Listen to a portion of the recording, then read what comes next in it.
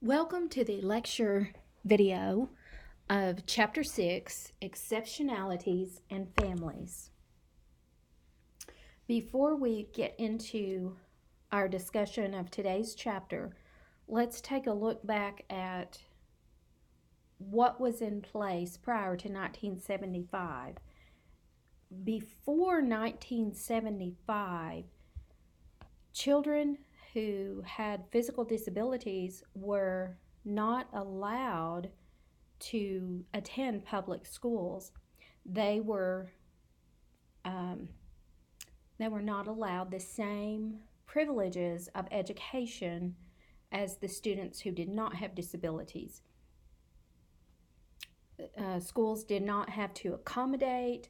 If schools did not have the means to accommodate a disabled child, well, then that was the child's problem, the parent's problem, not the school's problem. But that has changed. In 1975, the Education for All Handicapped Children Act was established, and it was later renamed the Individuals with Disabilities Education Act. We also know that today as IDEA. We refer to it as IDEA 2004 because a lot of changes have been made to that particular act and a lot of things have been added to it. So under this IDEA Act, we are responsible for having a family systems approach. And this is an approach in which all the constituent parts attributes. They attribute to the functions and roles of a family. The roles and the functions of a family are examined and they're considered in selecting and providing interventions, training, support, and care, not only for the individual child with disabilities, but also for the entire family.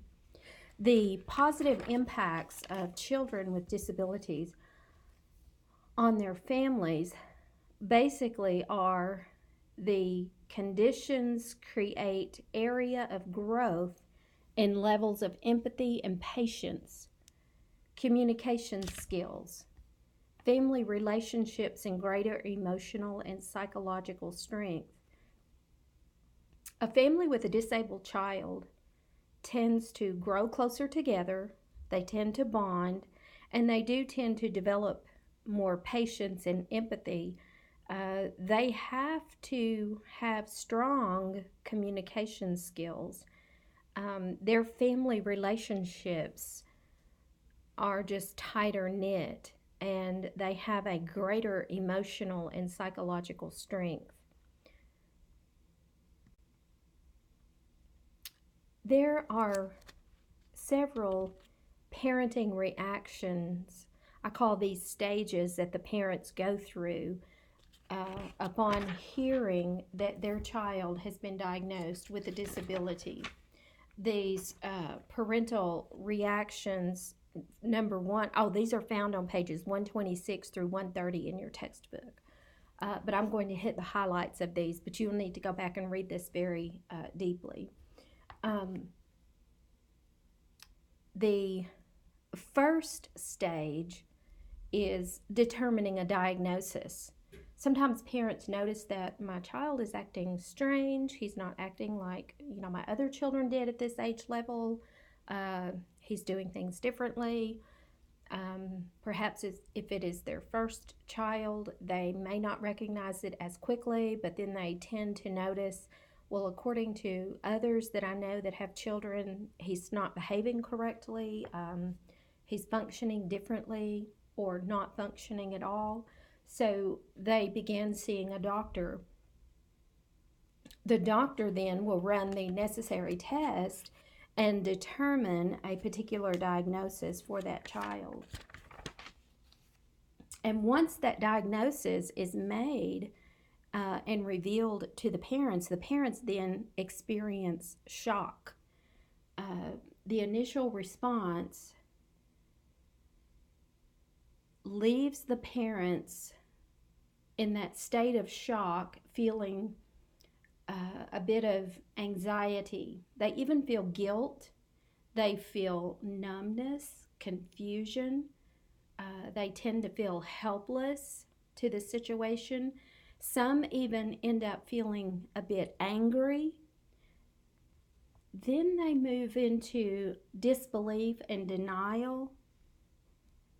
This is not really what's happening with my child. He's going to get better. This is not what my child really has. And then some end up in complete despair. As they are devastated and confused, many parents are unable to process or even comprehend the information that's given to them by the medical team or the healthcare provider. They cannot hear past the diagnosis, and the medical team will then begin to give them tips and helps and next steps that we need to take, and they cannot process that because they are still in that initial shock stage. Another common reaction immediately following the shock stage is just depression. The process, of course, of adjustment is very continuous. It's not something that is dealt with immediately. It may take days, weeks, or even months. The next stage is coming to realization. When parents finally realize that their child has a disability, they then tend to be anxious or fearful about their own abilities of caring for the needs of that child. They tend to feel very inadequate. Then, as they begin taking care of this child and meeting all the demands that this unique child requires, they find themselves becoming easily irritated or upset. They also spend a considerable amount of time accusing themselves, blaming themselves. Then they sometimes delve into self-pity or even self-hatred. They may, at this stage, still continue to reject or deny the information. Finally, they begin to move away from retreat. During their defensive retreat stages, they attempt to avoid dealing with their anxiety by placing the realities of their child's condition in the forefront. They begin to put their focus on their child. At this stage, they gradually start receiving support from their parents and even sometimes their close friends or other professional support groups that are available, their medical team. They finally begin to embrace some coping strategies and some problem-solving skills. And then their final stage is coming to acknowledgement. This is the stage where they finally mobilize their strengths and their skills. They confront the conditions that are created by having this child with these disabilities, and they begin to involve themselves into interventions as well as treatments for this child. They finally began to accept that this child has this particular disability. And at that point, they are ready to move forward in the most proper care for this child. There are many disabilities out there, but two that our book definitely focuses on are spina bifida, which is the developmental defect on the spinal column, and then Down syndrome. And this is a condition caused by a chromosomal abnormality that results in unique physical characteristics and varying degrees of intellectual disabilities. As we think about the child and the whole family, let's consider the family relationships and how family relationships are affected when there is a child with disabilities now in the home. The first one is the spousal partner relationships. This has to do with the husband and wife. The husband should become a support team and become very involved in caring for this disabled child. Um, Mothers become deeply involved in the caregiving, and they often feel as though they're overworked and overwhelmed and they desperately need a break. The husbands who actually assist their wives with the burdens of caring for this child um, contribute to their partner's well being. They are able to serve as a buffer for some of the emotional strains as well as the physical strains that are placed on the primary caregiver, which is usually the mother. Um, we also need to consider the marital distress. Um, Marital distress involves fear and anger, guilt, and even resentment, often with a couple's capacity to communicate, to seek realistic solutions. Fatigue sets in. All of those things work together against the marital relationship, causing great distress. Um, the This is where respite care can come into play, and this is what respite care is the assistance that's provided by individuals who are outside of the immediate family.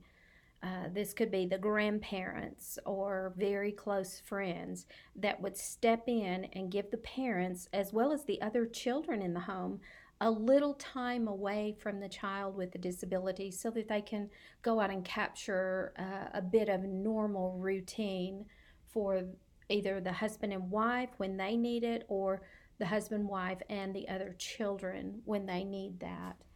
Um, some of the stress that sets in within a couple who are dealing with a disabled child in the home have to do with financial burdens due to the expensive medical treatment or the medical therapy that the child needs, the physical therapy. It also comes from a loss of sleep, fatigue, and especially in the early years of the child's life, there is the potential for social isolation from relatives and friends. You can't just pick up and take off and go and do. You can't just jump up and go to the movies or go out to dinner.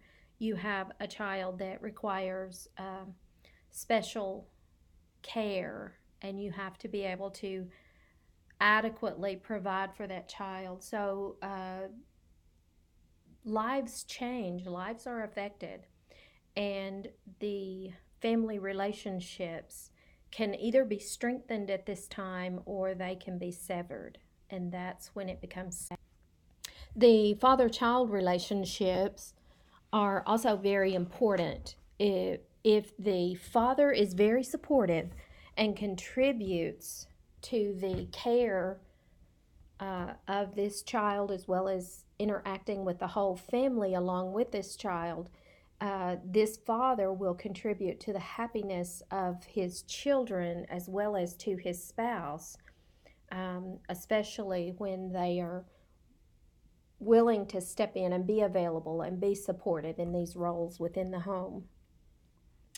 Fathers, however, tend to prefer events or learning activities that involve the whole entire family, not just themselves, along with the child that has disabilities. Sometimes the father tends to feel inadequate.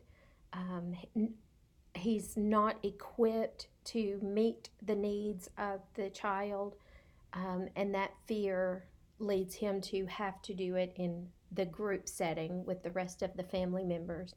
They prefer to learn along with their family members about how to encourage learning, how to foster language development, as well as how to promote other skills that the child is going to need. However, children whose fathers are involved do better in school and in the social settings. The sibling relationships, there are several aspects that we need to consider when we think about the siblings in that family. Siblings have questions. These siblings are normal children with real emotions. This does not mean that they are horrible siblings, that they are horrible people, but these are real emotions that they face. They first of all question, why did this happen? And then they ask themselves, is it contagious? Am I going to get it also? Um, and then they ask, can I tell others about my brother or sister? Now, way back years ago, your family was considered a social outcast if you had a child with a disability born into that family. Now, thank goodness we no longer treat people in that way, but that was a concept that was that was passed down for years and years and years and years. So they want to know, am I supposed to keep this a secret, or can I tell other people about it? Then they ask themselves, what am I going to say to my friends? They may not understand. And how do I explain this to them? Then they ask, am I going to have to take care of him or her all of my life? Because as a sibling, they share in the responsibilities of caring for this child, assisting the parents with the nurturing of this child. And they also, as they get older, they begin to realize that one of these days, mom and dad are going to be gone. And somebody is going to have to care for him as he becomes an adult. Is it going to be me? Am I going to be the one to have to do it all the rest of my life?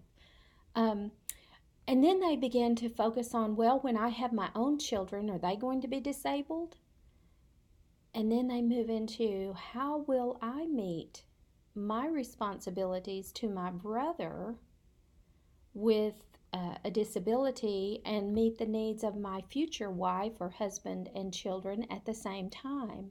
How am I going to divide my time between my family when I get married and have a family and still meet the needs if I am the sole caretaker at this point of my brother who has a disability?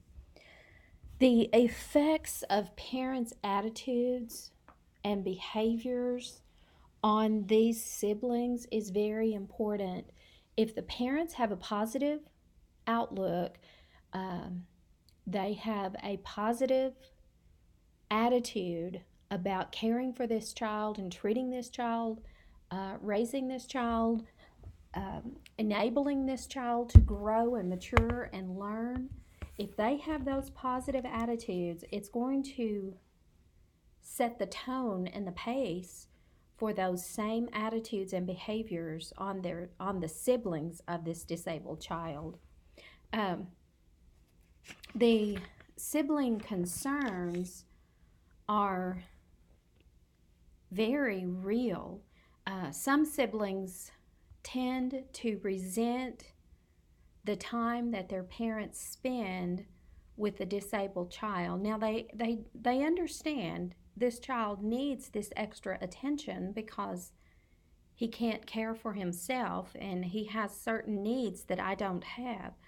But they tend to resent, especially if the parents just pour every waking minute into that child. So parents have to realize that I have other children too that need my attention.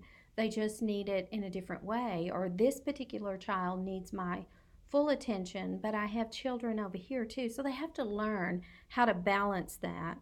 As a classroom teacher, you may have some of the siblings in your classroom, and they may be experiencing some of these kinds of feelings. These are some of the actual statements that are made by siblings of children with disabilities. These statements are, we never went on family vacation because of my brother Stephen. How could I invite a friend over? I never knew how my autistic brother would behave. How do you explain to a date that you have a sister who is retarded? Many of my friends stopped coming to my house because they didn't know how to handle my brother, Mike, who was deaf. They simply could not understand him. I was always shackled with the responsibilities of tending to my little sister. I didn't have time to have fun with my friends. And the final statement posted is, I want a real brother, not a retarded one. Now, I know as I read those statements, and even now as I'm rereading them, my heart breaks for that disabled child. Oh my goodness. But stop also and think that we're dealing with children. We're dealing with young teenagers who have a disabled child as a sibling. And these are just emotional stages that these children go through because of the parents spend more time here or they get embarrassed. So it goes back to how the parents address it and deal with it within the home. And as a classroom teacher, you can also encourage more positive behaviors and attitudes to your students. That's why it's so important that you know their cultural background, that you know what's going on in their homes, you know their home lives, because you can better address the needs of those students, all students in your classrooms. Um, some of the siblings end up feeling as though they have to overcompensate for the child with a disability. In other words, they have to be an overachiever academically or artistically. They have to be overly successful and they have to completely excel to make up for the one who is not going to be able to. There are sibling support groups that are very important to connect the siblings into. The whole family needs to participate in some type of support group, and some school districts offer these types of support groups, but they can definitely be found through the healthcare systems and the social services in the communities. The extended family members basically or typically includes the grandparents. Now, sometimes it'll be uncles and aunts and so on and so forth, but most especially the grandparents. Um, the grandparents, they are very influential in how their children, who are now the new parents of a disabled child, respond to the child with a disability. The grandparents are very helpful in providing that respite care. However, it is sad to discover that millions of disabled children are now being raised by their grandparents. For whatever reason, the actual parents could not handle the responsibilities or the stress, so they give the disabled child to their parents to raise. Now, when that happens, these grandparents are several years older now and they're starting all over at ground zero with a young child, and they are going to experience those same struggles as the actual parent would experience if the parent were raising this child. Um, they're going to experience depression and stress and anxiety, uh, along with many other stresses that they would deal with because they are now older, and it is very different for an older person to be raising their grandchildren, especially a grandchild with disabilities. The nurturing and competent family support must be provided. There are developmental phases that families actually go through. Number one is the time at which parents learn about or suspect that there is a disability in their child. The second phase is the period in which the parents make plans regarding this particular child's education. The third phase is the point at which the individual with a disability has completed his or her education. What do they do now? It's time for the next stage of their life, which leads us to phase 4. This is the period when the parents are older and they may be unable to care for their adult offspring. So, necessary steps have to be taken to prepare that disabled child so that when they grow up to be an adult, they can take care of themselves somewhat, or they can be in a housing facility that provides a little care for them as well. If you look on page 139, you will see this chart reflecting the family-centered care. The family is in the center of it, and all of the arrows shoot out, providing different avenues of care that this family should receive.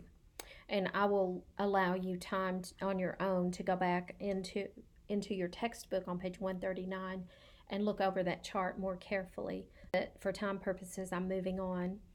Okay, the next thing that we want to consider regarding the nurturing support of families begins with the early childhood years. This is the period where the family support should focus on helping the parents. Now, the parents are going to have to create effective home rules. They're going to have established rules in place. They are going to have to develop functional family routines for dinner, bedtime, study, homework times. Most families, we get off work at 4:30. Oh, I need to run by and do this, this, and this, and then we'll go home and have dinner. When you have certain disabilities within a child, those children function better if they have set, established routines. So some families, this is one of the first things that needs to be taught to the families, the parents, is to how to set these established routines. They can also use daily report cards. They can build behavior monitoring devices, establish effective incentive programs, and create simple contracts. And if you'll look on page 140, you'll see, and I don't like this because it has mice on it, but this is a contract. This is an example. Set established behavior requirements of the child with a disability. And when the child goes through a whole day successfully doing what he's supposed to do, then he gets to color, according to the textbook, one of the little mice. A little mouse. Well, I would pick something else. I would use ducks or something, kittens or puppy dogs. But let's say, for the purpose of me and my fear of mice, let's say he's going to color the ducks. So he gets to color one duck for every single day that he has met his contract behavior demands, or requirements. So at the end of the day, he gets to color that duck. He's all excited. That's part of his routine. That's built into the child's routine. So they look forward to that. At the end of the week, if they've gotten all 5 ducks colored, then they get another reward. So by Friday, okay, so on Saturday, you've done all of this. So we're going to get to go to the park and play on the playground equipment. Or we're going to go out and have ice cream or something such as that. So teaching this to the parents is very helpful in teaching their children how to behave and function appropriately.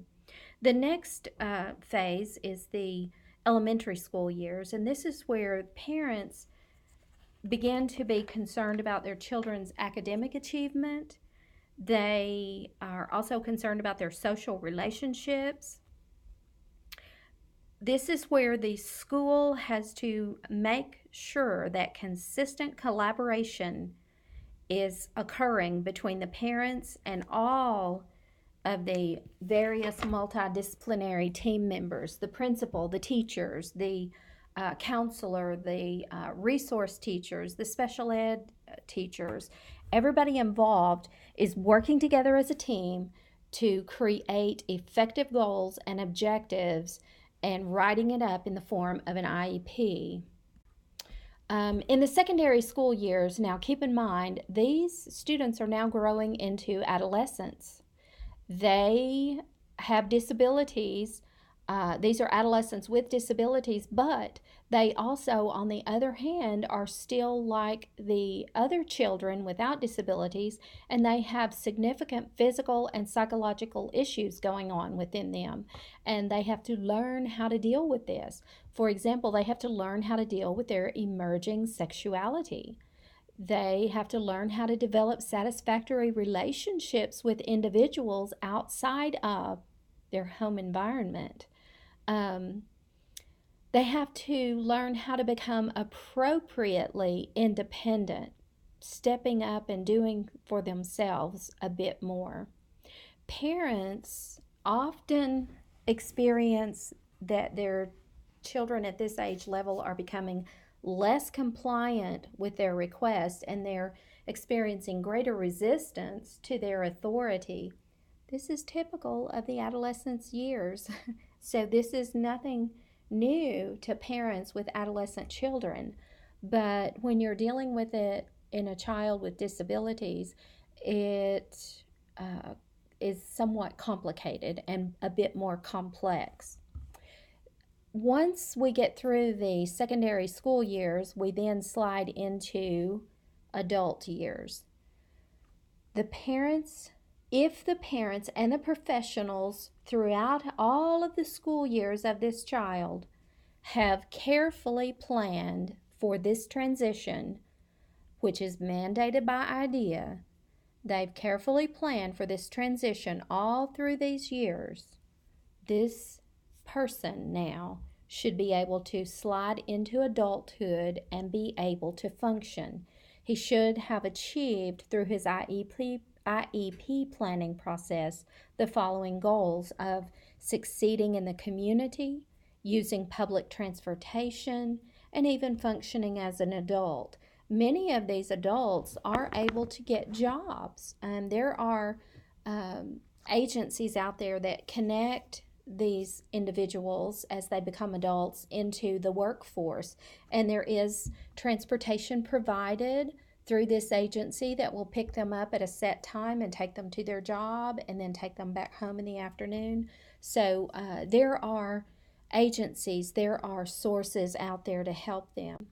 Okay, the final pieces of information that I want to talk to you about today is that policymakers and program providers have been realizing for years the importance of the family and the importance of emphasizing the family's crucial role in the development and the ongoing care of a child with disabilities. Services are now being directed at the family as a whole unit.